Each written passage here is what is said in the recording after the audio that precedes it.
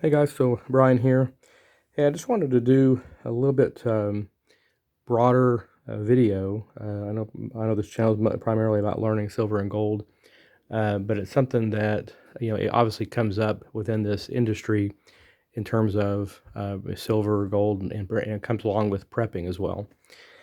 And so I just kind of wanted to bring up that I think it's very important it's true that we can't. Some people say, oh, you can't eat silver. And yes, that's true. We can't eat the silver, but the that I just want to make sure people understand that that's just one piece to the puzzle in terms of overall prepping, right?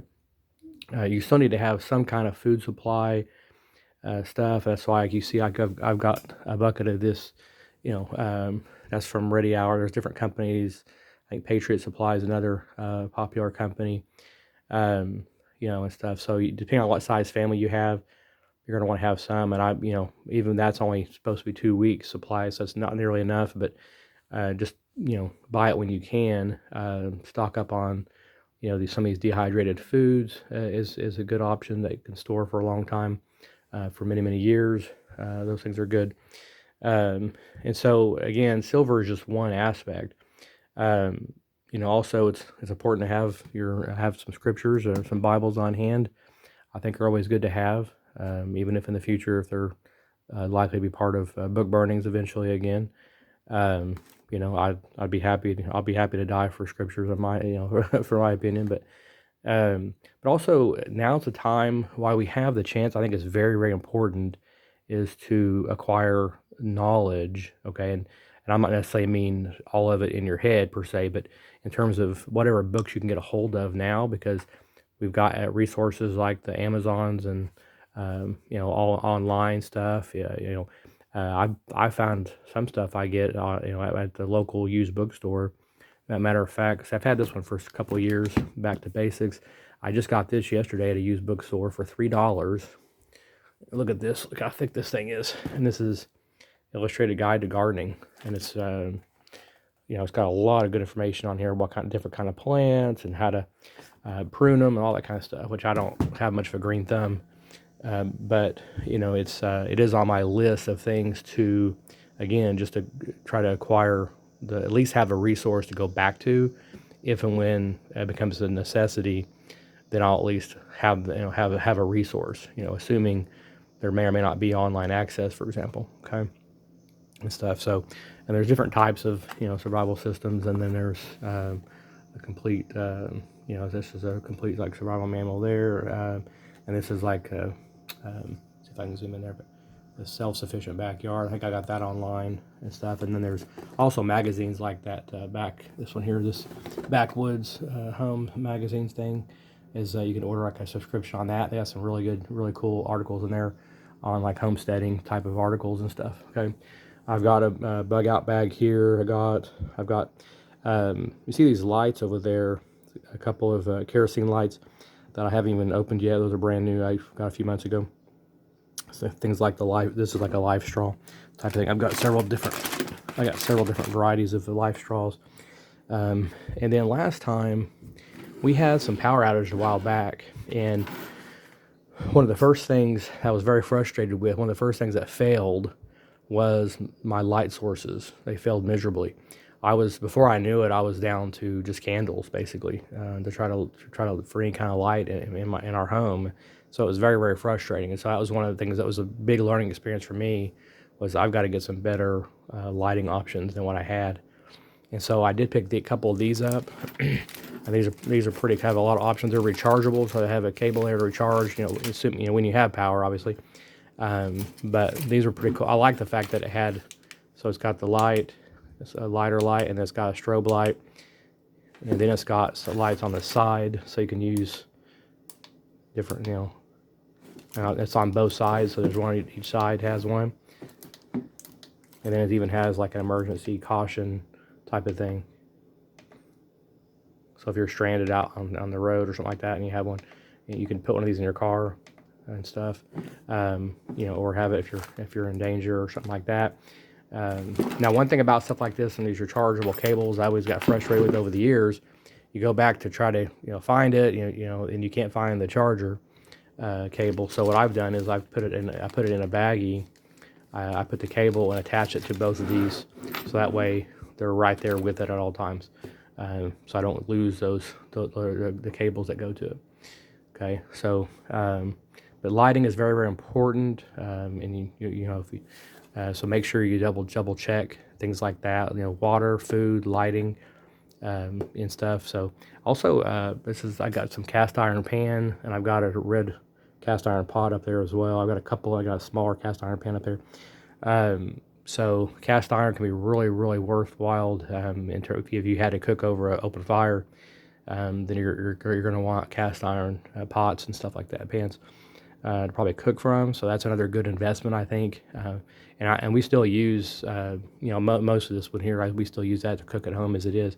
So it's something that you can actually, you can use, even now, for some recipes, or if you're going to do some frying and stuff like that, then it's a good pan to use and get used to using it, because they do have to be seasoned, in order to avoid, getting the rust and stuff on the inside there. Okay. So obviously prepping in general is a huge topic, and everyone's going to be at different levels in terms of prepping. And I'm not like, a crazy prepper. I don't have some basement bunker and like that, and stuff. But I do have, I do want to have some basics at least. And then, whenever eventually when I get ready to buy another home, I do plan to, I would be looking for at least 2 to 3 acres would be kind of my goal, maybe more, just depending on the price. But if I feel like at least 2 to 3 acres would be good, and kind of one of my goals would be, if and when that happens in a couple of years or so, then that's where this gardening stuff would come in handy in this self-sufficient backyard. Then I'd want to map out my property to where. Ideally, I'd probably start with, planting some trees, apple trees, pecan trees, things that are self-sustaining. Okay, and then you'd plant those, and of course, those things take a while to grow, depending on, how young it is when you buy the trees and stuff. Or if it's just a seedling, those take even longer, obviously, and stuff. So, but mapping out your property, figure out what you want to plant, what'll grow in your climate, depending on where you live. All those things are very important. So then you want to, make sure you get more information. That's when you're going to really want to tap into knowledge from, books like these online, and your local, any kind of landscaping companies that sell these trees and all that and stuff. So you want to map out, find out, how many feet you want from tree to tree and stuff. So, and then also we'll probably get into, figure out what bushes, if I wanted some bushes or maybe some things that grew berries, and see what would sustain. And then of course you could even get into doing herbs. Is usually a pretty easy one to get started in. And say herbs, a lot of herbs will grow really rapidly. So then you kind of get into herbs, and then also you can even get to where you chop and dehydrate your herbs and put them up in containers, just like the stores sell them and stuff as well. Get good at those kind of things. And then eventually getting into maybe vegetables and fruits and vegetables and other things, actually just a regular garden at some point, or maybe even an atrium, type of thing, or greenhouse type of thing.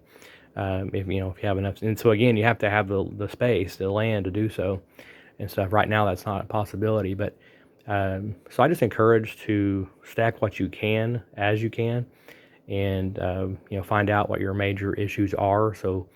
If you have no backup water, I think I would start there personally. If you just think about in terms of, how long can I survive? Water is one of the first things you have to have in order to sustain. You can live a little longer without food and stuff. And so that's very important. Lights is, food, lights, those are kind of, shelter is still a big one. It's still important, but obviously if you're dehydrated and stuff, you're not going to be able to get the shelter and stuff either. So start with the basics, and then kind of maybe work on a bug out bag, some kind of a bag you can just kind of grab and go type of thing, just in case something major happened, and you had to grab something. You want to make sure you have something to carry in. I wanted to make sure I had a backpack, so because I started thinking, I was like, well, this stuff does get heavy. And if you don't have, if this is in like, you don't necessarily want it in like everything in suitcases and stuff like that. I mean, Now it can help if you've got suitcases that have the wheels on it while you're out rolling. But again, if you're having to carry this stuff in the grass out in the woods or something like that, it's not going to roll at all. So it's good to probably have some backpack type of stuff that you can just throw on your back and not have to have have your hands free and stuff. You have your hands where you can actually, you may need to be have a machete in one hand chopping down trees or vines or whatever in your way to try to clear a path. You may need maybe to fight off rodents or stray dogs and things like that. It's just some things to think about. So weapons is another one to think about. I know everyone tends to think guns all the time. It's not bad to have have a couple of guns at least and stuff on you. But again, if you're on the move, you're going to have to you have to consider how much you're going to carry and all this stuff. So I don't know, I was going to look at maybe eventually getting like a crossbow type of thing, but those get pretty big too. Those get pretty massive. Then you got to have the arrows and stuff like that. So, but just something to think about. I definitely want to have some knives, and so I've got several. I didn't put them out here, but I've got some knives and a machete and a shovel. And obviously, you want a shovel for digging and things like that. So, but think about that kind of stuff, just weapons, and you probably want an axe. So if you had to chop down a tree. I've got a small axe, but it's nowhere near like I'd like to get a better. Eventually, I want to get a nicer, like a better one that's going to actually be able to really chop down a tree, type of thing if I had to. So, but just some things, just some prepper things in general to think about. And again, going back to this, like I said, the silver to me is this is just one aspect of the overall prepping. Okay. And I do hope to get one of my plans is to get my first gold piece sometime this year. I'd like to get my first gold coin in, hopefully, if I can find any locally, and if I can get a decent price on it, then that is a goal. I'd like to have some of that as well and stuff. So, and one thing I wanted to mention on going back to you can't eat silver and gold. I guess one thing I look at though is like, I can have the best homestead ever, okay, and but if let's say I have a homestead going, I'm gardening and all this stuff like that, but if I've got a mortgage on my home, and or even if I don't, even if I got if I got my homestead's paid off, or as far as the mortgage is concerned, you still got taxes to pay every year, right? So I mean, no matter what, you're gonna have. I mean, so you could easily, if you're not careful. I look at silver and gold as a hedge to pay, to pay your mortgage, pay your rent, for housing and stuff. Even, this could be vital in that kind of situation where if and when the fiat dollar collapses, then you may have this. I look at this as like, okay, how much do I have in silver or gold, or, and then of course, if the dollar collapses, silver and gold will probably shoot up in value. So imagine if, I can't eat this silver, but, what if I can go give the landlord, what if they'll take, 5 ounces of silver for my rent for the month, or if I've got a homestead, if I can take, what if I can take some of this, 5 or 10 ounces to the bank and put it down for, to cover this month's mortgage and keep them off my back. I don't lose my homestead. I don't lose everything I just built. And all the fruits and vegetables and all that stuff that I have. Maybe I have a big pantry by then. That'd be awesome. But again, it's all worthless if you can't keep it. Okay, so or if the government came and take it, which is a possibility too.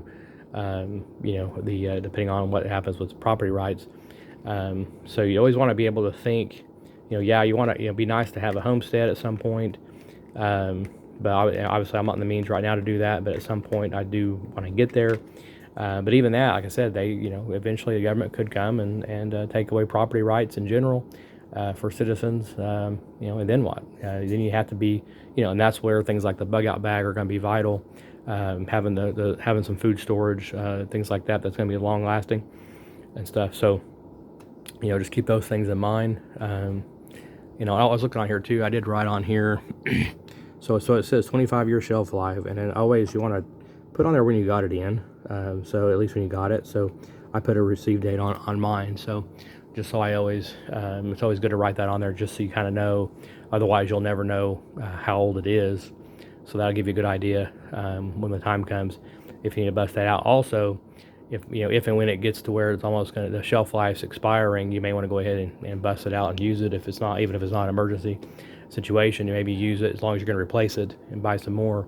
Then you could start using it and stuff. So, but I'm keeping that for storage, and then I may try to buy another bucket at least. Depending on how money is, I may try to buy another bucket or two this year.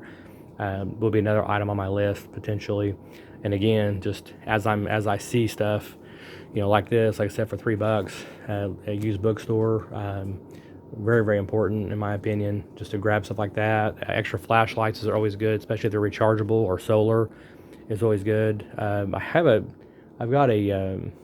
recently got a weather radio, emergency, radio thing too. Recently, I need to find it, but I recently got one of those as well, just to kind of have for emergencies and stuff. So just things like that, just kind of think about. And what I would do is just start making a list of items that you are lacking for sure, like things that and if you don't know now, you'll know if and when you have a power outage, right? With the storms that went through here and went through Texas and stuff, a lot of that stuff you learn the hard way on what you have, what you don't have, what you need.